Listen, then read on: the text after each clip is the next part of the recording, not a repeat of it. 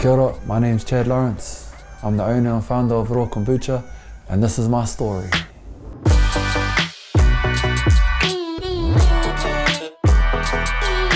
So I started ROA Kombucha about 2017, and my whānau and I moved from Hamilton.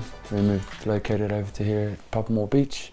I guess one of the bros that was here was actually home brewing it, so we went over for a family dinner.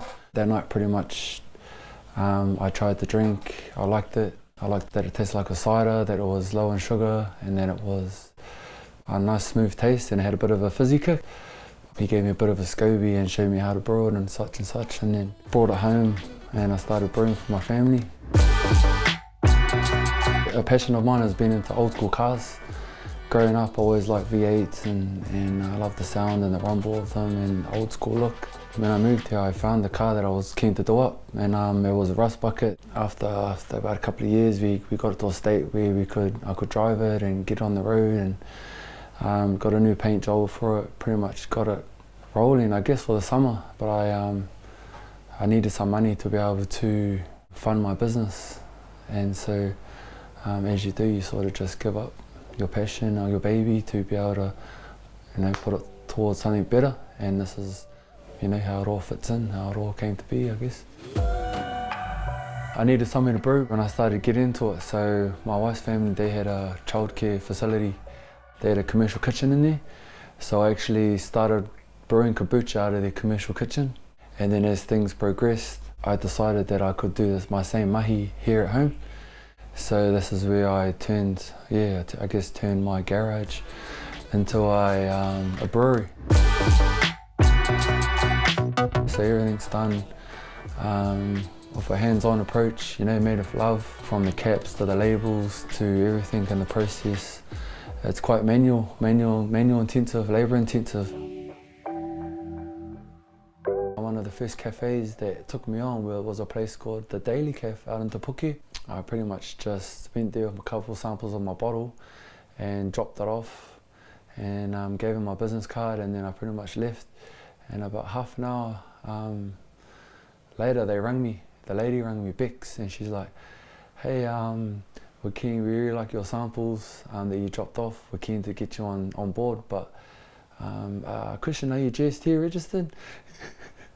And I was like, oh no, I'm not. Well, she said, well, get GST registered and then we'll take you on. So that's what I did. Yeah, so that was a massive achievement for me. Just even though it was one cafe, it was, it was actually I'm moving somewhere, and I could see the flow just happening naturally, and it was awesome. I mean, feeling. I guess the why was it sort of changed my health. So because it changed my health and I was able to see the changes in me, I had more of an inspiration to give it back to my kids, I guess, and my whānau. Another inspiration would probably be my mum.